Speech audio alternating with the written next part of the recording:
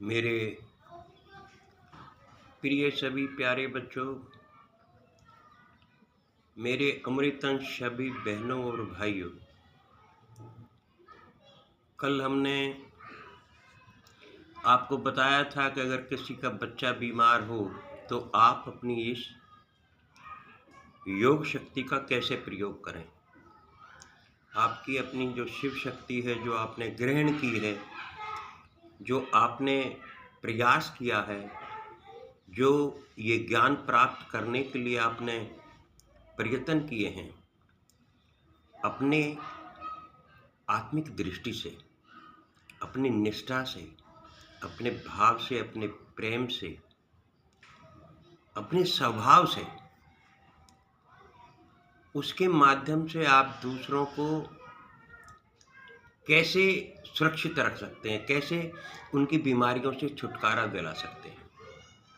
इसमें जैसे कल हमने शिशु के बच्चे के बारे में बात की थी कि आप शिशु को कैसे बीमारी से बचा सकते हैं, वो आपकी समझ में आ गया होगा। आज मैं आपको एक ऐसे दृश्य का, जो रात को मैंने करीब 1:30 या 2 बजे के लगभग का टाइम होगा, 1 बजे के बाद की बात है। मुझे रात्रि में नींद नहीं आ रही थी, आँख मिच ही नहीं रही थी। दरअसल सच तो ये है, मैं बाहर एक मेरी कुर्सी पड़ी है जिस पे मैं बैठता हूँ आमतौर पे जाके, मैं वहाँ जाके बैठ गया। चंद्रमा थोड़ा आधा था, मैंने वहाँ बैठकर अचानक मेरा वहाँ ध्यान लग गया।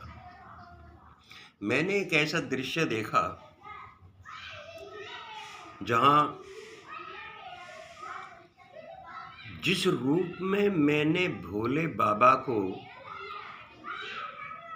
देखा था, रूप तो वही था, वैसा ही, लेकिन उनके एक्शन, उनका जो क्रियाकलाप था ना, वो बिल्कुल भिन्न था। बाबा शिव या पशुपतिनाथ या महादेव या हिमालयपति, जो हिमालय की चोटी पर कहीं खड़े थे, और वहां अथाह पब्लिक थी। कुछ नर थे, कुछ नारियां थी, जिसमें मैं भी शामिल था। मुझे समझ में नहीं आया ये दृश्य, जो कुछ समझ में आया वो तो एक अलग विषय है, लेकिन मुझे समझ में पूरी तरीके से नहीं आ पाया कि ये किस चीज का आभास मुझे कराना चाहता था।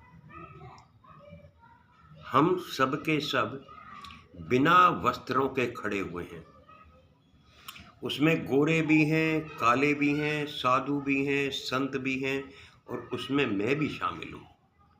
हम बिल्कुल निर्वस्त्र थे, और भगवान ने डमरू बजाया।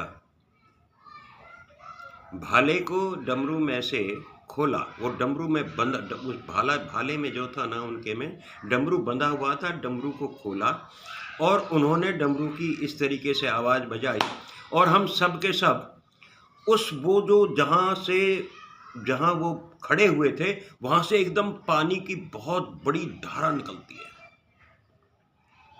और उस धारा में हम जो ना, वहाँ हम भी जब नाच रहे थे उनके साथ, हम कूद रहे थे, वैसे ही कूद रहे थे, निर्वस्त्र। और अचानक वो पानी की धारा आई और हमारे पैर उखेड़ दिए उसने, हमारे पैरों को उन्होंने उखेड़ दिया। कोई गिरता रहा, कोई हंसता रहा, कोई रोता रहा।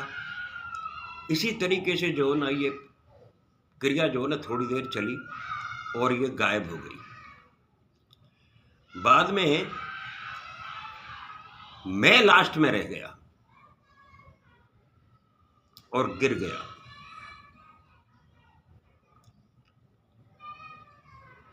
थोड़ी देर के बाद ये सीन समाप्त हो गया। मैं पड़ा पड़ा वहां रोता रहा, चिंघाड़ता रहा, सुबकियां लेता रहा, लेकिन ये समझ में नहीं आया कि क्या था। थोड़ी देर के बाद वो जल भी समाप्त हो गया, भोले बाबा ने भी दर्शन देने बंद कर दिए और मैं वहाँ पड़ा रहा। इतनी देर में मेरी फिर आंखें तो नहीं खुली, मैं चलता रहा, मैंने खोलने की कोशिश भी नहीं की। मैं कहा इसको आगे बढ़ाते हैं, देखते हैं क्या होता है। तो ये सीन, ये दृश्य जो मैंने देखा, मुझे भीतर से तो ऐसी आवाज आई कि कुछ अनर्थ होने वाला है, कुछ ना कुछ अनर्थ तो जरूर होने वाला है। ये किस चीज का प्रमाण था मुझे इस बारे में पूरा ज्ञान नहीं हो पाया, लेकिन इतना जरूर मैं कह सकता हूं कि मुझे ये आभास हुआ भीतर से कि समय आगे का अच्छा नहीं है। आज मुझे सिर्फ आपको इतना ही बताना था।